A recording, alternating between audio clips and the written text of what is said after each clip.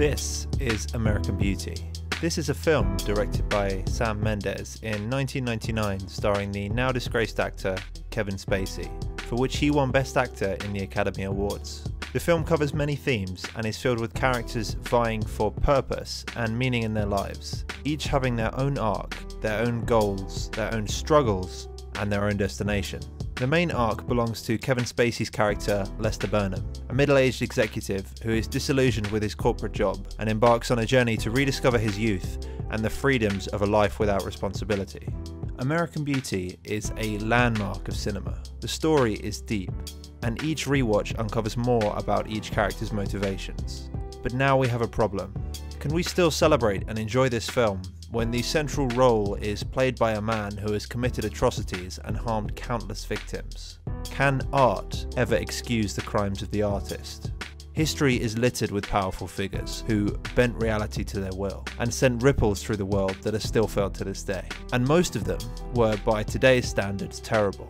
Thomas Jefferson, one of the founding fathers of America, had slaves. Walt Disney, a man responsible for countless works of creativity, was an anti-Semite. Thomas Edison, whilst the inventor of many devices which we have today, killed an elephant to scourge the reputation of Nikola Tesla, his rival. And Isaac Newton, one of the greatest minds in history, was an arsehole.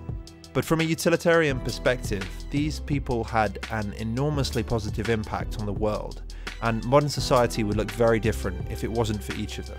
If given the choice ahead of time to create this person who would add to the misery of many but bring joy and opportunity to countless more, what would you choose? And does this choice make you a monster or a saviour?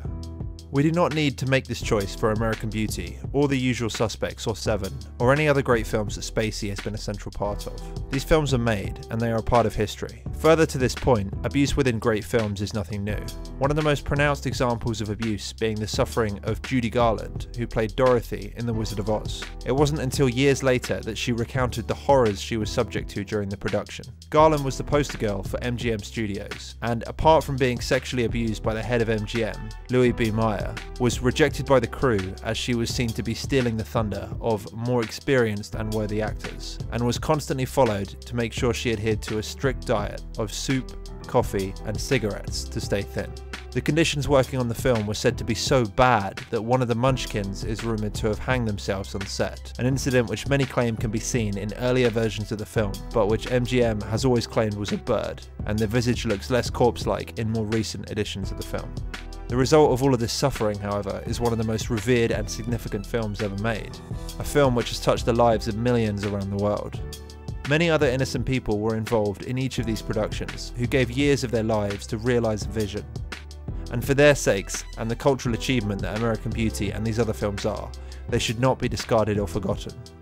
It's okay to put the blinkers on sometimes, and enjoy a good film, and try not to think about the terrible things that happen to people to make it a reality. Because we can't just cut out so much of our history that upon closer inspection is tainted and warped by malice and despair.